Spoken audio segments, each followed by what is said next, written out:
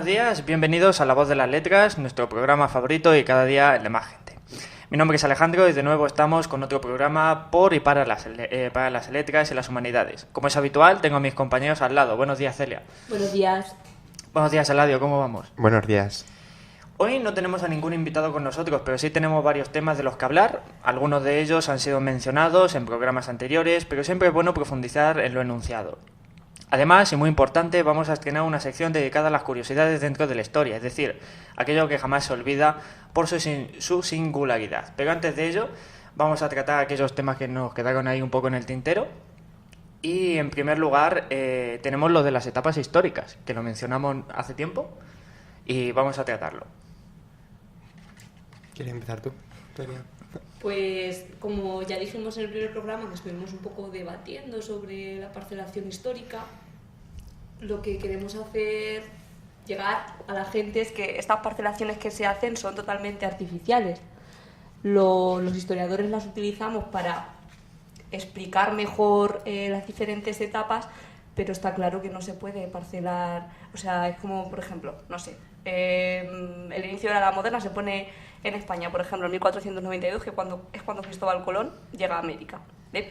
Esto es totalmente antinatural. O sea, no de repente se despiertan al día siguiente, ¡ay, somos modernos! No, esto es totalmente... Pero sí que es cierto que sirven... Yo siempre hago una defensa a estas parcelaciones porque pues muchas veces nos sirven para explicar muchas cosas, sobre todo para cursos más pequeños, ¿no? Es muy didáctico, sí. Para poder... Es muy práctico para moverte y para situarte, más que nada. Tanto para enseñar como para investigar, porque viene muy bien para esas parcelaciones, para acotar algunos temas y saber hasta dónde llegas, hasta dónde no, qué periodos te interesan y demás. Pero sí que es verdad que a la hora de analizar otros procesos sociales o ideológicos o lo que sea, no tiene mucho sentido cortar en 1492, 1453, etcétera. Sí, estamos hablando la última vez de lo de la Reconquista y la verdad es que lo del descubrimiento de América no importó tanto para el cambiar de la sociedad cristiana de los reinos del norte con la nazarí del sur. Yo creo que lo más curioso de estas parcelaciones es que cambian de un país a otro, ¿no? Exacto. Por ejemplo, hablando otra vez de la misma, ¿no?, fecha, en 1492 se pone el inicio de la Edad Moderna en España, pero para el resto de Europa sería 1453 más o menos, que es la caída del Imperio Romano de Oriente, ¿no? La caída de Constantinopla por manos de los otomanos, ¿no? Exacto. Y también en contemporánea, por ejemplo, Estados Unidos utilizan su guerra de independencia contra la corona británica, en vez de lo de la Revolución Francesa que tenemos aquí en Europa. Es decir, cada uno va cogiendo sus hitos históricos para delimitarse. Igual que, bueno, yo creo que lo que más diferencia ahí es en la parte de protohistoria. Porque en protohistoria nosotros tenemos península ibérica... Y es como más específico aún que la protohistoria de Europa en cuanto a cronologías. Sí, yo creo que hay como más caos, entre comillas. Un poquito. Entre países, quizá, ¿no? Entre países o continentes va variando las fechas. Pero no sé, una cosa interesante sería ver que de un día para otro dices, soy moderno, soy contemporáneo, soy antiguo, no soy prehistórico, salgo de la caverna, me voy a la domus. Pero también hay una cosa que señalar, bueno, y que parece evidente, pero que también hay que decir, que es que esas divisiones se hacen a posteriori, no se hacen en el mismo año. Y dices, wow, hemos descubierto América, vamos a cambiar de época, tal. Claro, son como una herramienta que se han no inventado, pero que utilizan los historiadores, o que utilizamos los historiadores para facilitar el entendimiento de los conocimientos históricos. Pero es cierto que aunque ahora estemos metiéndonos así entrecomillado, con las parcelaciones de la historia, también hay que decir que hay algunas que sí que son muy significativas. Que, por ejemplo, la Revolución Francesa, al tener yo creo que un tinte más social, de revolución social, acabar con el antiguo régimen, sí que se nota más el corte, mucho más que en otros hitos históricos. Porque con la Revolución Francesa, cuando se acaba con un sistema que estaba antes establecido y empieza otro, creo que ahí sí que se nota más al estudiar los temarios. Sí, como que quiere decir que los estudiantes ven más el cambio Ven que a lo más el mejor cambio. en otra época, ¿no? En otra Ujú. parcelación. Sí, puede ser.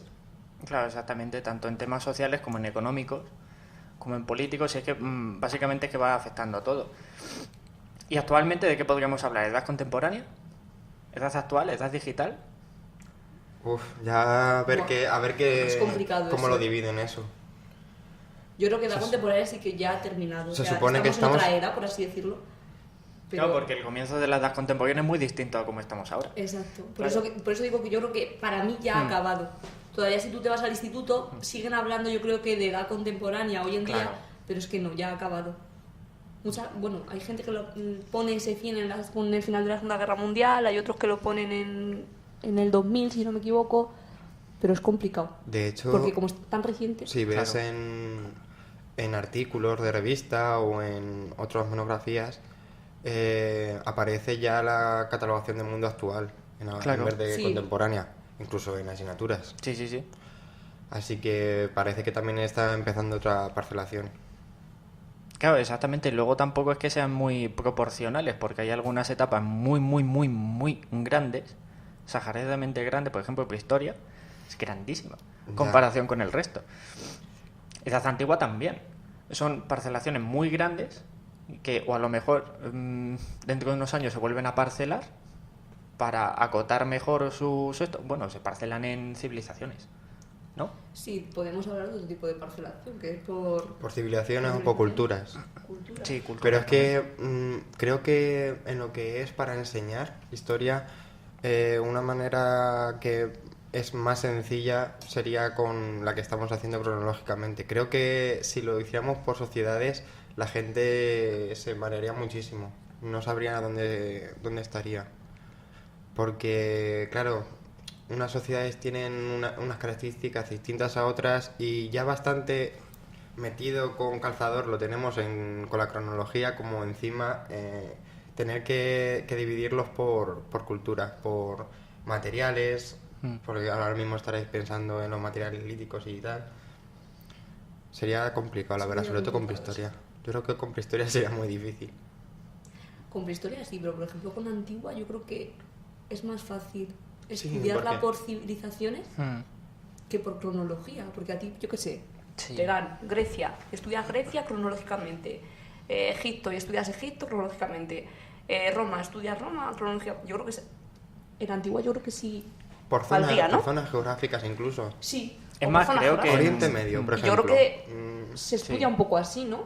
Nosotros en la carrera lo hemos visto un poco así y en los temarios de secundaria también se estudia así, se estudia por civilizaciones de edad antigua. Se estudia por civilizaciones, pero no conectadas cronológicamente. No, claro. Claro. Se estudia una civilización, otro. Porque, Sí. por ejemplo, con protohistoria luego descubrimos que hay culturas que está también desarrollándose de Roma, Grecia también se ha desarrollado, pero esas culturas que pensábamos que eran anteriores son simultáneas. Y sin embargo, temario de secundaria y demás, en vez de ordenarlo cronológicamente como otro tipo de temarios, por ejemplo, Edad Media, Edad Moderna y demás, la Edad Antigua se queda como bloques de civilizaciones. Mesopotamia por aquí, Egipto, Roma, Grecia, y ya está. Quizás a lo mejor sería importante que mientras que estés dando ese bloque, por ejemplo Mesopotamia, también relaciones con otros bloques, qué es lo que está pasando en ese momento con el resto. Porque si no, si te especificas en Mesopotamia en un momento, luego te vas a Roma, luego te vas a Grecia. A No, lo claro, mejor- tienes que explicar también todas las relaciones Claro. que hubo. Con un entre- buen eje cronológico, tal vez. Eso es. Material didáctico guay. fuerte y independiente. Potente. Pasemos ahora a los nuevos descubrimientos, ¿qué os parece? Por ejemplo, pues yo quería traer una noticia que salió el 27 de noviembre, o sea, hace poquito, en el periódico El País, y que el titular salía el proyectil que resolvió un enigma. Un estudio localiza en Mengíbar y no en Andújar la ciudad íbera de Liturgi, arrasada por Escipión. Es decir, están, como estuvimos en el primer programa que estábamos hablando de la pelea, por así decirlo, de las fuentes literarias con las fuentes arqueológicas, que se están desmintiendo unas a otras, Pues, por ejemplo, esto sería una de las maneras de comprobar esa diversidad de fuentes y que cada una van por un lado y que nunca, algunas veces no convergen en el mismo resultado. Este sería uno. Yo también tengo otras noticias de nuevos descubrimientos, un poco también en la onda de esos, bueno, sí, de esos descubrimientos arqueológicos, en la onda de la noticia que acaba de dar Eladio, ¿no? Yo no tengo la fecha exacta, Eladio ha hecho mejor la tarea que yo, pero creo que fue hace un mes cuando salió la noticia de que habían hallado un nuevo fresco en una casa de Pompeya que se estaba excavando y aparecía Leda y el cisne. No sé si sabéis la historia de Leda y el cisne. Sí. Cuéntala así eso, a grandes rasgos, por si acaso. Bueno, a grandes rasgos. Leda estaba casada con el rey de Esparta y, bueno, pues Zeus convertido en cisne. Depende de la versión que escuchemos. Ya está Zeus haciendo triquiñuelas por allí. La viola o bueno, o es consentido, depende de la versión que escuchemos. Entonces, esa misma noche Leda también mantiene relaciones con su marido, entonces se queda, pone 2 huevos, ¿vale? Y de cada huevo salen, por un lado, Helena y Pólux, y por otro lado, Cástor y Clitemnestra, ¿vale? Unos serían hijos de Zeus y otros hijos del rey de Esparta, ¿vale? Y si no habéis visto la noticia, bueno, no solo a vosotros, sino también a todas las personas que nos están escuchando, tenéis que ver el fresco, porque es genial, es precioso y tiene una calidad muy chula. En Pompeya habías dicho que estaba. En Pompeya, sí. Además que en agosto en esa misma casa también encontraron otro fresco de Príapo, ¿vale? Príapo es este que siempre aparece con el falo desarrollado. Exactamente, No sé si os suena. esas casas que estuvimos hace poco, pues que las estuvimos viendo. Pompeya, el símbolo al lado era un... Los símbolos fálicos en Pompeya están por todas partes, te quedas un poco en plan de... Es más, el símbolo de la ciudad es un falo enorme con alas. Exactamente. Era Sí. es inquietante, la verdad. Si el dios cristiano fuera como Zeus, otro gallo cantaría. Bueno, y vamos ahora con la nueva sección, si os parece, Sí. de curiosidades históricas. Muy esperada, la verdad, por el resto, por Celia y por mí. Sí. Tenemos ganas de que Alex nos trajera La alguna verdad cosa. es que tengo 2, una más ligada a la historia, pero oye, todo lo que entre dentro del acontecimiento del pasado se puede encuadrar aquí. Y en primer lugar voy a empezar con una suave, por así decirlo, que fue el primer personaje que creó el paracaídas, la verdad. Fue a comienzos del siglo XX, cuando un sastre húngaro llamado Frank Rachel, en Francia, inspirado por los bocetos de Leonardo da Vinci, esta máquina de volar, él quería crear un aparato para aterrizar suavemente en el suelo. Entonces, lo que hizo fue coger unas telas, unos arneses, se los colocó a un maniquí y lo despeñó por un barranco. ¿Qué pasó? Que el maniquí se destrozó, se estampó contra el suelo. Y ya entonces fue cuando las personas más cercanas a este señor le dijeron: no lo pruebes tú, porque se conoce que no va bien, el paracaídas no está funcionando. Pero él dijo: no, porque el maniquí no puede mover los brazos. Si yo hubiera movido los brazos, yo habría aterrizado perfectamente. Entonces lo que hizo fue pedir permiso a las autoridades de París para subirse a la Torre Eiffel y llegar a un tramo para probar su paracaídas. Claro. Entonces la policía dijo: bueno, vamos a ver, porque claro, por aquel entonces la Torre Eiffel era un gran, un monumento para los suicidas. Todo aquel que quería suicidarse se tiraba desde ahí. Bueno, finalmente le dieron el permiso. Se subió, en prensa salió también, grabaron, está en YouTube la cinta, y se ve a este señor cogiéndose el paracaídas, probándoselo, se mete todos los arneses y demás, se sube a una altura de 52 metros, y bueno, al principio estaba un poco dubitativo por si tirarse, no tirarse, ¿qué hago? Al final se tira y bueno, pues dejó un agujero en el suelo de 15 centímetros, salió con la cabeza hecha polvo, un brazo también, Y aquí se acabó el descubrimiento del paracaídas fallido de este sastre húngaro. Podríamos decir que dejó la vida por la ciencia. Exactamente, le sacaron por los hombros. Madre mía. Pero vamos a ver. Si... ¿Por qué no se lanzó desde una altura que no pudiera ser tan desastroso para él? Era la mejor manera de probar el paracaídas. ¿En qué años estábamos? 1914. Bueno, vale. 12, Todavía sigue siendo la humanidad un poco terca en sus ideas y hasta que lo conseguía. A él le gustaban los retos y lo demostró. Él había venido a jugar Y y se hizo un... Y perdió. Cogió las telas de su casa, se colocó 2 tablas, se las puso como alas, como Ícaro, y a volar. Bueno, pero y a volar. su idea luego ha salvado a un montón de gente, eso sí. Tal vez su diseño no Su mucho, su pero... diseño no mucho, Su idea pero sí, su diseño sí. no. Igual y su diseño no. Él tenía buena fe, que era lo importante. Sí. Y también tenemos otra que ya va sobre un rey, que es Felipe V. Felipe V, que no sé si sabéis que tenía varias enfermedades, varios trastornos, y voy a mencionar solo algunos porque hay bastantes. Uno de los, no sé si más conocidos o poco conocidos, es la fobia que tenía al sol. Sí. En Palacio cerraba todas las cortinas porque a él le molestaba que le diesen los rayos de sol en la piel, porque pensaba que le estaban traspasando hasta los órganos y el sol le estaba matando los órganos, le estaba deteriorando, y entonces pues nada de sol. Incluso llegó a invertir los horarios de la corte y de Palacio. En plan, él se levantaba a las 5 de la mañana, él comía, o sea, su día empezaba cuando caía el sol.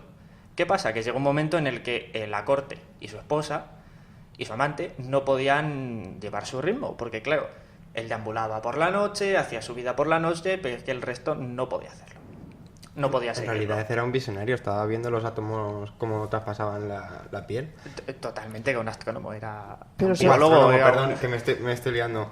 Que veía como los átomos atrás... No es astrónomo, ¿vale? Pero cómo le pasaban los átomos por la piel. Tendría la vitamina D baja, fijo, o sea, que no tiene el sol. O algún problema. Porque era un señor que se escapaba de Palacio, se iba a los jardines e imitaba ser una rana. Una rana. Bueno, Es no verdad. imitaba, sino que se creía como una rana, y tuvo que ser graciosa la salida del rey, los cortesanos detrás. ¡Ay, ay, ay, ay!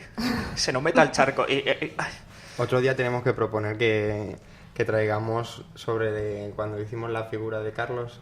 Ah, es verdad. Esa también... Otro día será va a dar- sobre Carlos II. Va a dar para mucho.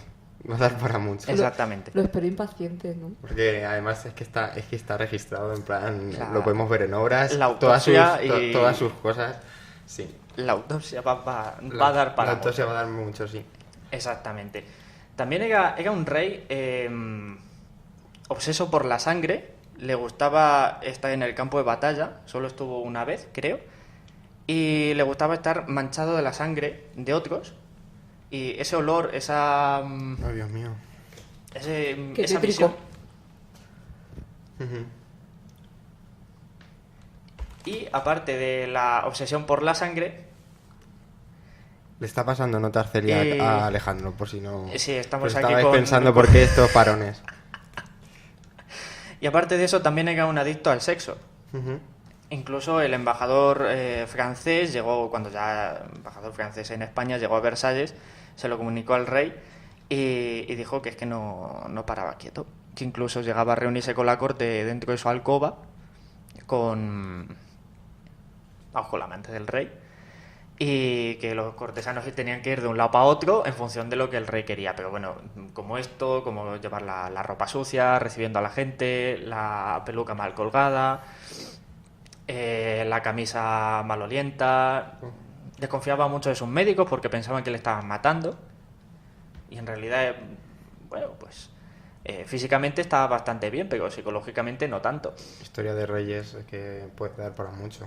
la Totalmente. verdad. Porque también, no a estos niveles de locura, pero por ejemplo el Rey Sol de Francia, cuando prácticamente su vida era una danza, todo el mundo tenía que estar girando alrededor de él, de qué es lo que tenían que hacer, si estaba el experto podían hacer su vida, si no tenían que estar recogidos. Se parece un poco a la historia esta de Felipe V. Exactamente, el Rey Sol, que en los cuadros ofrece una imagen muy distinta a lo que fue.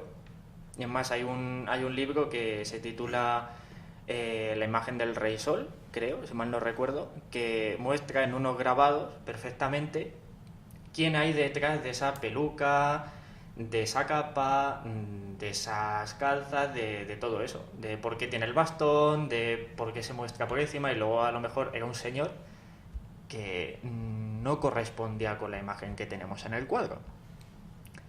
Pero vamos... Que lo retocaban muchísimo, ¿no? Exactamente, era una imagen de poder impresionante, pero que, bueno, si personalmente no la ofreces, el cuadro te ayuda. ¿No había una película muy buena? Se llamaba también El Rey Sol, sobre Luis IV de Francia. ¿Qué día? ¿14? Perdón. 14. Creo que sí, se llama El Rey Sol, ¿no? Se llamaba Sí. justo El Rey Sol, ¿verdad? No lo he visto, no lo sé. Creo que Sé sí que hay- se llama El Rey Sol. Ahora han hecho una serie que no sé cómo será de buena o de mala, Versalles. Pero no sé. No sé Tendríamos cómo que sale. hablar también de películas que son fieles para la historia. Podemos y hacer una otras que- comparación, fieles y no fieles. fieles Troya a la y el historia. avión. Buah, por ejemplo, Troya. Cuando me dicen, me gusta mucho la historia, me encanta Troya, y digo, por favor, que sale un reloj, que sale un avión, que además los personajes están totalmente cambiados, no de Totalmente. que estén cambiados de nombre, sino que cada uno significa diferente. Y cada uno acaba como quiere. Como quiere, no se parece nada a la... Gladiator y el motor del carruaje también. Por por favor, ejemplo. no os dejo que os metáis con Gladiator. A ver, Gladiator, No, Gladiator... no, para- no era os dejo. Gladiator, era otro, era Ben-Hur. En Ben-Hur, en la carrera de carros, se ve un motor. Pero hay algunas que sí que son... Es cierto que son muy reales. O sea, que los acontecimientos que explican en la película son bastante fidedignos. Porque eso depende del director lo que quiera. Claro, exactamente. Que hay algunas películas que han contratado a historiadores para decir esto lo estamos haciendo bien o no. Y eso depende mucho. Pero al igual que las series, hay series muy buenas, como por ejemplo El Ministerio del Tiempo. Por Está ejemplo, genial. está genial, sí. La serie esta de Isabel también está bastante bien. Está muy bien. Está muy, muy, muy bien. Y otras, por ejemplo, la de Carlos, yo es que no llegué a verla, pero no sé Yo sí qué la tal vi estará. y... Uf, a ver, yo tengo sentimientos encontrados. Yo creo que históricamente no estaba mal hecha, pero era un rollo. Un rollo, a ver, me estoy yo aquí mojando mucho, pero era un rollo en el sentido de que, no sé, en Isabel tenías algo más. En Carlos era como un poco todo... No, o todo sea, histórico. empecé Y a ver la de sin- Carlos y el problema es ese. Es que quieren meter todo. Todo, claro, porque quieren meter todo el imperio. Claro, quieren Y- meter América, porque sí. estaba Hernán Cortés por ahí. Sí, Quieren y la meter a Malinche que Lutero. sale.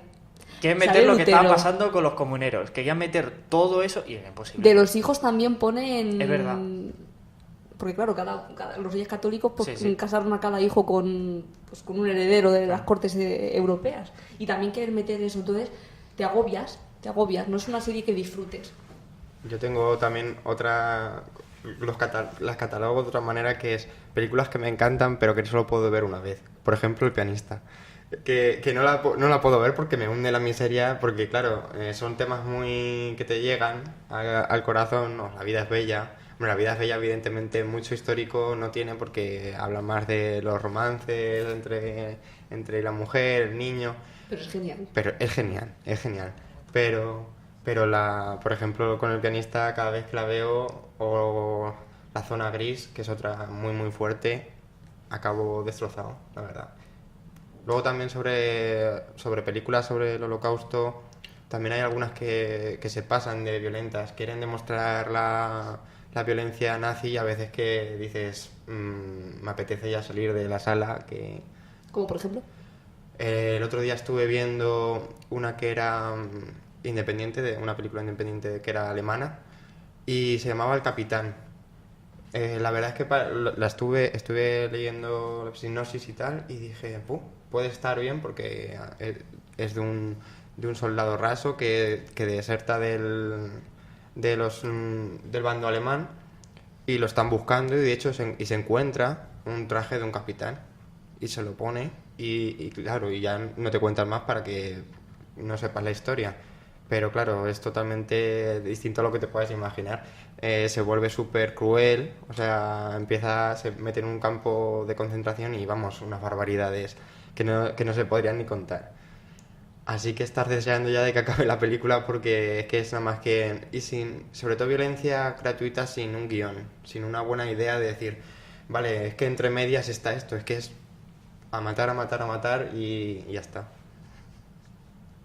Hay también una... Es que no sé si es como una película o una miniserie de 2 capítulos, que yo la vi justo después de ver, o de volver a ver este verano El hundimiento, Bueno, que después de eso busqué los juicios de Nuremberg.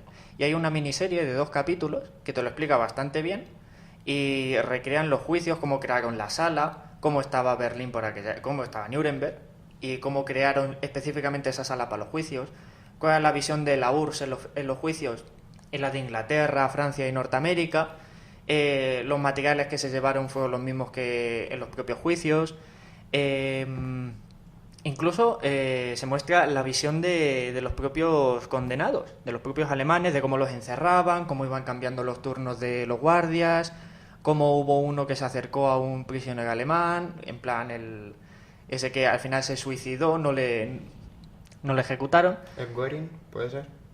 Exacto. Y cómo va convenciendo al guarda que le vigila la puerta, cómo se encariña con él. Lo que vimos en el Congreso de Nuremberg. Exactamente. Cómo también los oficiales norteamericanos se ríen de las bromas racistas de los alemanes en el propio juicio, porque eso sí que lo recrean bastante bien.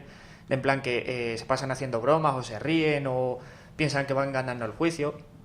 Hasta un punto de inflexión, que bueno, eso ya no lo digo para que la gente lo vea. Pero que está bastante bien y encaja, o sea, sigue muy bien el hilo con el hundimiento. También podíamos hablar, compañeros, de qué ha pasado con nuestro canal Historia. ¿Qué es lo que ha ocurrido con ese canal? Que antes hacía unos documentales estupendos y ahora todo lo que haya pasado en la historia es por alienígenas. Hombre, yo vi uno de nazis y alienígenas en el Polo Norte este verano que digo, madre mía, estoy encantado. Sí, Celia, están en ese Mi punto defensa ya. no la da. Están en ese punto ya, la verdad. ¿No has visto quién construyó las pirámides según el canal Historia? Todo el rato alienígenas. Os tengo que hacer una confesión. A ver, No he visto el canal Historia. No, pues pero- has hecho bien no- porque... no- o sea, No lo has visto ni siquiera cuando eran sus años buenos, No. cuando era muy buen canal, era como documentales originales, nuevos. He visto otros documentales, diré a mi favor, pero del canal Historia no he visto, creo. bueno, actualmente pues es mejor no verlos, pero hombre, se pueden ver, pero como ciencia ficción está Está bastante muy bien, sí. Como historiadores no lo recomendamos. la verdad. Exactamente. Porque que Montezuma fuera descendiente de una raza alienígena de por ahí también es... Bueno, y saltándome el protocolo, porque sabéis que yo siempre me lo salto, un poco. Antes nos ha faltado decir otro de los descubrimientos importantes que se han hecho en los últimos meses, y es que se ha descubierto una villa romana en Quero, Toledo. Y estas excavaciones, bueno, el grupo investigador que lleva estas excavaciones, pues es de la UCLM. De hecho, el director de las excavaciones es el profesor de esta facultad, Miguel Ángel Varedo. Entonces, pues desde aquí, nuestra enhorabuena, y también que este programa sea pues un poco como la voz de esos nuevos hallazgos en tierra manchega, que siempre se nos olvidan, siempre nos vamos a cosas más de fuera, ¿no? Y aquí también tenemos cosas guay y Yo descubrimos cosas esta guays. noticia la vi concretamente en el canal de Castilla-La Mancha y me alegró mucho porque estos hallazgos así son muy importantes para abrir nuevos capítulos de la historia. Y bueno, que es que abre las puertas a nuevas investigaciones que pueden desmentir o ratificar a otras afirmaciones que llevamos ya del pasado. Está muy bien, porque igual que cuando encontraron el barco en el Mediterráneo, eso ya fue casi más en el verano. Sí, fue por septiembre, ¿no? Fue por septiembre más o menos que encontraron un barco entero en el Mediterráneo creo que era de época, en la época oscura, creo, griega, pero vamos, importantísimo porque la búsqueda de nuevos materiales y encima encontrarte un yacimiento totalmente conservado perfectamente, o sea, es impresionante. Impresiona esté donde esté. O sea, que porque se haya encontrado dentro de Castilla-La Mancha, que parece que no importa mucho para el resto de zonas y también tiene su importancia, claro. Descubrir un tal yacimiento con tanta importancia. Dime, Celia. Es que tengo aquí la noticia de lo del barco. Un barco de origen griego. De origen griego. Y es el mejor conservado, más antiguo. Sí, es que hasta la fecha.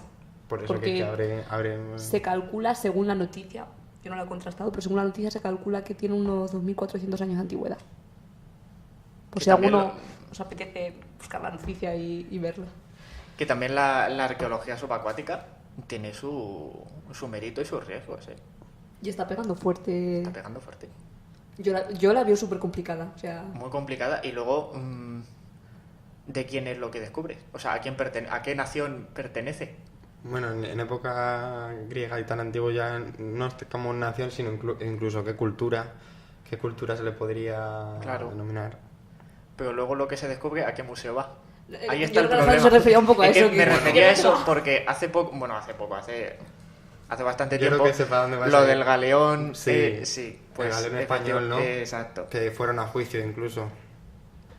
Porque, bueno, los cazatesoros, ¿no? Que Sí, estaban exactamente. buscando... Podéis contarlo para los oyentes y para mí, que yo tampoco sé de qué estáis hablando ahora mismo. El problema es que no sé cómo poderos decir para que vayáis a la noticia, pero prácticamente el resumen, ¿no, Alejandro? Sí, es que hubo unos cazatesoros. A ver, es que básicamente es que la arqueología norteamericana se basa mucho en cazatesoros. O sea, tampoco hay tanta legislación como aquí o en Europa. Y básicamente, es más, lo que descubren lo pueden vender, lo pueden comprar.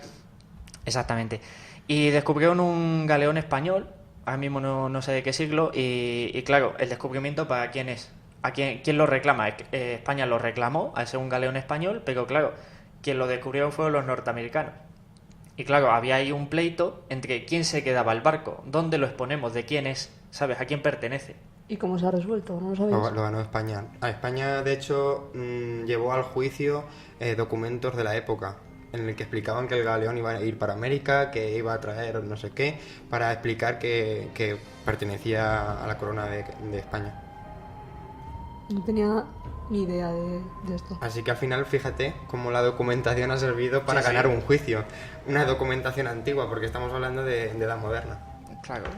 O sea que, porque yo de hecho es que la he leído en paleografía. Bueno, pues iba a decir, quedan pocos minutos, pero es que ya nos hemos pasado del tiempo incluso. Así que vamos a ir cerrando el programa. Gracias a los dos por estar aquí. Muchas gracias a ti, Alejandro. Muchas gracias. Y sobre todo gracias a todos los oyentes que son los que hacen posible que este programa siga emitiéndose. Hasta el siguiente programa. Hasta el siguiente programa. Adiós. Hasta luego.